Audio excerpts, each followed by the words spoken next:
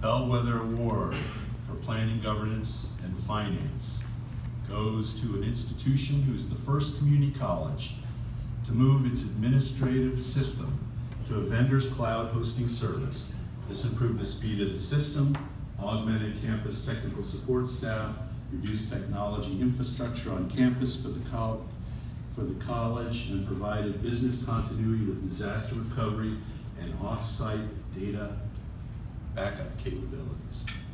And the winner is Howard Community College.